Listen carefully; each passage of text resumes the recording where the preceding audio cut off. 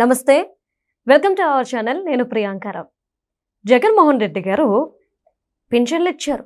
తర్వాత ఆయన ఇచ్చిన ఏవైతే పథకాలు ఉన్నాయో వాటన్నిటికీ కూడా ఒక కార్యక్రమం పెట్టారో దాని పేరు బటన్ నొక్కుడు. మరి ఆయన ఇచ్చిన డబ్బు ప్రజలకు వెళ్ళింది. ఇప్పుడు చంద్రబాబు నాయుడు గారు ఇస్తున్న పింఛన్ డబ్బులు ప్రజలకు వెళ్తున్నాయి.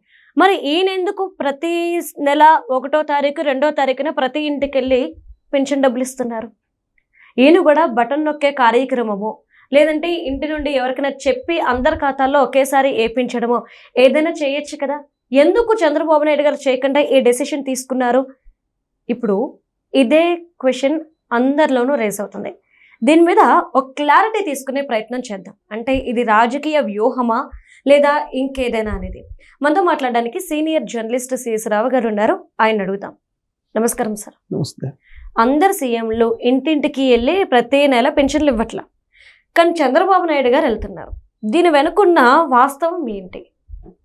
రెండు అంశాలు దీంట్లో. ఒకటేంటంటే చంద్రబాబు నాయుడు గారు 4వసారి ముఖ్యమంత్రి అయిన తర్వాత చెప్పిన మాట ఏంటంటే, మనం ప్రజాసేవకులమే, మన ప్రజల మీద దర్పం ప్రదర్శించడానికి కాదు, వాళ్ళ సేవకులమే అనేది మీరు ఎప్పుడూ నిరంతరం గుర్తించుకోండి అని చెప్పి తన పార్టీలో ఉండేటువంటి ఎమ్మెల్యేలకు కానీ మినిస్టర్స్కి కానీ చేసినటువంటి హితబోధ. తర్వాత రెండేంటంటే, ఇప్పుడు పెన్షన్స్ డైరెక్ట్గా వెళ్లకుండా ఆన్లైన్లో ఇవ్వచ్చు, కానీ వాళ్ళ బాగోగుల్ని తెలుసుకొని ఆ పెన్షన్ ఇస్తే అది వేరే విధంగా ఉంటుంది, ఆప్యాయంగా ఇచ్చినట్టు ఉంటుంది. మీరు ఎక్కడో కూర్చొని బటన్ నొక్కితే జగన్మోహన్ రెడ్డి గారి లాగా అవి పడితే పడవచ్చు, పడకపోతే పడవచ్చు, పడినా కానీ వాళ్ళకి అంత ఇచ్చినటువంటి ప్రభుత్వం ఇచ్చినటువంటి పెన్షన్ కింద వాళ్ళు అంత పెద్దగా మానసికంగా టచ్ గారు అనేటువంటి ఉద్దేశంతో ఖచ్చితంగా ప్రతి ఇంటికి వెళ్ళి డబ్బులు ఇవ్వండి అని చెప్పి చంద్రబాబు నాయుడు గారు చెప్తున్నారు. రెండు అంశాలు. ఒకటేంటంటే ప్రజల దగ్గరికి వెళ్తే వీళ్ళ అధికార దర్పం తగ్గుతుంది అనేది ఒకటి. రెండేంటంటే ప్రభుత్వం సహాయం చేస్తుంది అనేటువంటి మానసికపరమైన బంధం ఒకటి ఏర్పాటు చేయాలనే ఉద్దేశంతో ఈ బటన్ నొక్కే కార్యక్రమానికి స్వస్తి పలికారు చంద్రబాబు నాయుడు గారు. అందుకే ఇప్పుడు ఆయన 1వ తారీఖు రాగానే ఆయన వెళ్తున్నారు, ఆయనతో పాటు మినిస్టర్స్ వెళ్తున్నారు, ఎమ్మెల్యేలు వెళ్తున్నారు, కొన్ని చోట్ల లోకల్ బాడీ ప్రజాప్రతినిధులు వెళ్తున్నారు. మొత్తం మీద ఎవరో ఒకరు పొలిటీషియన్ వెళ్ళి ఆ పెన్షన్ ఎవరికైతే అర్హులు ఉన్నారో వాళ్ళకి ఇచ్చి వాళ్ళ యోగక్షేమాలు తెలుసుకొని ప్రభుత్వం ఏం చేస్తుందో కూడా తెలియజేసి వస్తున్నారు. అట్లీస్ట్ ఇది ఆ కాన్సెప్ట్, సంక్షేమ పథకం కాన్సెప్ట్. అంతకుముందు ఏం లేదు, బటన్ నొక్కేవాళ్ళు ఒక్కోసారి పడవ కూడా చాలామందికి పడకపోయినా కానీ ఆ ఉండేటువంటి వాలంటీర్ని అడిగేవాళ్ళు. ఆ వాలంటీరు చెప్తే చెప్తారు, లేకపోతే లేదు. ఇప్పుడు వాలంటీరు వెళ్ళి మాట్లాడేదానికి లోకల్ లీడర్ వెళ్ళి మాట్లాడేదానికి తేడా ఉంటుంది కదా. లోకల్ లీడర్ వెళ్ళి ఆడ పరామర్శించి వాళ్ళ బాగోగులన్నీ తెలుసుకొని ఇంకా ఏమన్నా కావాలా అనేది కూడా తెలుసుకొని ప్రభుత్వంలో ఉండేటువంటి లోటుపాట్లు ఏమైనా ఉంటే వాళ్ళ నుంచి తెలుసుకొని సరి చేసుకునే ప్రయత్నంలో భాగంగా ఇలాంటి స్కీమ్ని చంద్రబాబు గారు అమలు చేస్తున్నారు. అందుకే నిన్న ఆయన వెళ్ళారు.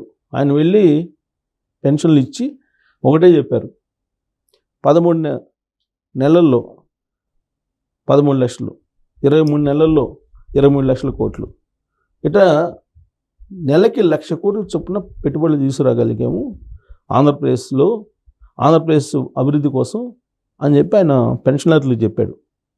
మామూలుగా అయితే పెన్షనర్లు పెన్షన్ తీసుకున్న తర్వాత మిగతా రాష్ట్రంలో ఏం జరుగుతుంది ఏంటనేది తెలుసుకునే వాళ్ళు చాలా తక్కువ మంది ఉంటారు. కానీ దగ్గరికి వెళ్ళి చెప్పినప్పుడు అది వేరే ఉంటుంది. నెలకి 1,00,000 కోట్ల రూపాయల చొప్పున పెట్టుబడులు తీసుకురావటం అంటే అది అంత ఈజీ కాదు. కానీ 23 నెలల్లో 23 లక్షల కోట్ల రూపాయలు పెట్టుబడులు తీసుకొచ్చి 5 లక్షల మందికి ఉద్యోగాలు కల్పించింది ఇప్పుడున్నటువంటి కూటమి ప్రభుత్వం అనేది లెక్కలు చెప్తున్నారు. కావాలంటే మీరు లెక్కలు చూసుకోండి నేను కూడా చెప్తున్నారు చంద్రబాబు నాయుడు గారు. మీరు ఏం చేశారు ఈ 23 నెలల్లోనంటే, ఆయన తీసుకొచ్చినటువంటి ఆర్సిలాల్ మెటల్ కానీ, గూగుల్ డేటా సెంటర్ కానీ, లేదంటే టీసీఎస్ కానీ, క్వాంటమ్ టెక్నాలజీని కానీ, ఆర్టిఫిషియల్ ఇంటెలిజెన్స్ కానీ, ఇవన్నీ కూడా చెప్తున్నారు. అసలు దీంతోపాటు సమగ్రమైనటువంటి అభివృద్ధి అక్కడేంటి, రీసెంట్గా కూడా కొంతమంది 3 ప్రాంతాలు 3 రకాలుగా ఉన్నాయి ఇట్లా మాట్లాడుతున్నారు. అలా కాకుండా 3 క్యారిడార్లని, ఫైనాన్షియల్ క్యారిడార్లని 3 ఏర్పాటు చేశారు. విశాఖ ఫైనాన్షియల్ క్యారిడారు, అమరావతి ఫైనాన్షియల్ క్యారిడారు, అలాగే తిరుపతి ఫైనాన్షియల్ క్యారిడార్, 3 క్యారిడార్లను ఏర్పాటు చేసి సమగ్రమైనటువంటి అభివృద్ధికి ప్రణాళికలు తయారు చేసి నిధులు కేటాయించడం కానీ లేదా పెట్టుబడులు తీసుకురావడం కానీ జరుగుతుంది. ఇప్పుడు రాయలసీమకి వాటర్ ఇచ్చారు. ఇవాళ నిన్న మొన్న నాకు వేరే వాళ్ళు కనిపించి అన్న గ్రౌండ్ వాటర్ లెవెల్ పెరిగింది అని అన్నారు. ప్రతి మీటర్ గ్రౌండ్ వాటర్ పెరిగితే 5,000 కోట్ల రూపాయల ఆదాయం వచ్చినట్టు ప్రభుత్వం లెక్కలు చెప్తుంది. చంద్రబాబు గారు లెక్కలు చెప్తున్నారు. 1 మీటరు గ్రౌండ్ వాటర్ పెరిగిందంటే 5,000 కోట్ల రూపాయలు మిగులుతాయంట. ఇది వినే వాళ్ళకి చాలా ఆశ్చర్యం అనిపించవచ్చు, కానీ వాస్తవం.